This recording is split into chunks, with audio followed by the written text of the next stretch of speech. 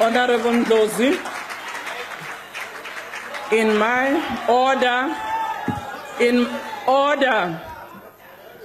my capacity as chairperson responsible for internal arrangements as well as learning and development, would like to congratulate Honorable Ndlozi for the attainment of your doctorate.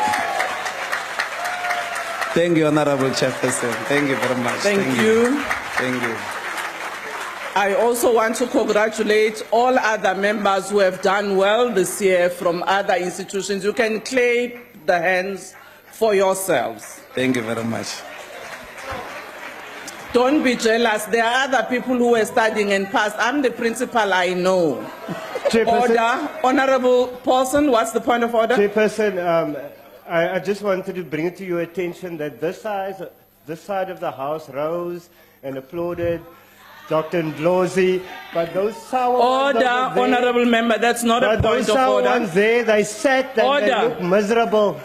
Honorable Paulson, don't spoil the congratulatory message you have just given to Honorable Ndlozi. Honorable Ndlozi, over to you. Thank you, Chairperson. I appreciate that. You've always been very kind, and thanks to the rest of the members of the House. The question of debate proposed by the ANC today is based on a misdiagnosis of our economic problems. Our country enjoyed economic growth in the best years of neoliberalism between 1998 and 2004, with a good, knowledgeable president, largely competent cabinet, with a center that holds. Economic growth was achieved at the highest of 5.5% in 2002. But this growth was jobless, particularly for the majority of black people.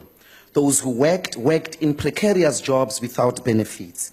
The hope with this growth and a stable inflation was that investments, in particular foreign direct investments, would come. But foreign direct investments never rose above 6%. President Mandela, who was the most morally high, upright international figure, presided over our economy. Did foreign direct investment come? Dololo. President Mbeki was the most knowledgeable leader with a master's degree in economics from Sussex. Did foreign direct investment come? Dololo.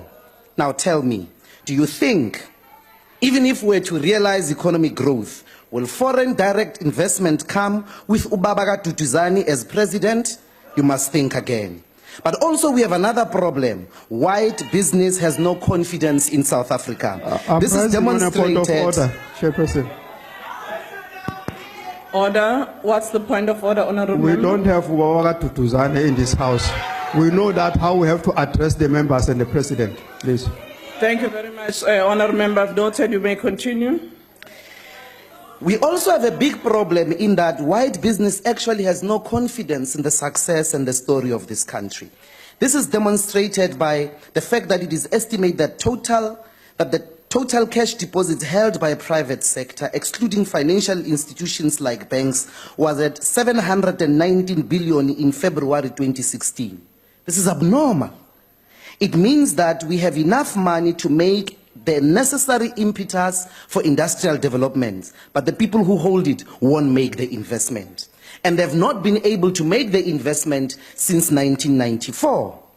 So what do we need? We need a corrupt-free government with men and women of integrity and who are patriotic. We have to discontinue private ownership of our strategic sectors. We need a state bank. We need to nationalize the mines. We need a made-in-South Africa industrial revolution. We need to make our TVs in South Africa. We need to make our cell phones in South Africa. We need to make our Vaslabs, our Vascoms, our teaspoons in South Africa. We need factories for the products that we consume ourselves. But we're unable to do that because on one hand, we've got the most corrupt, politically unstable, contradictory leadership that is presiding over our country, and we have business, in particular white business, that has no confidence in the direction and and the stability of this country. So with that particular combination, we're unable to make the necessary drive to create jobs and an economy that produces sustainable growth. So what is the future? Many say that when we do these things, when we nationalize, when we create a state bank, when we produce our products in South Africa, then we're going to cause inflation, or that the products are going to be expensive. Well, the reality is that if you get more workers with proper salaries, they will have enough money to buy the products that they produce. Instead of economic growth, and you don't have majority of the country benefiting, jobless growth with high unemployment, with inequalities, it doesn't make any more sense. So the economic story that I've just planted has been in place because of insisting on your liberal framework on one hand and a corrupt government on the other. So the future is economic freedom fighters' macroeconomic plan based on this thing that I call Made in South Africa Industrial Revolution. Let us use these investments that are held by white business, produce and create factories that will Honourable produce the Member, products that we consume. your time is In that up. way, we'll have an Thank economic you. success. Thank you. Honorable Singh. I can't stand on this thing here.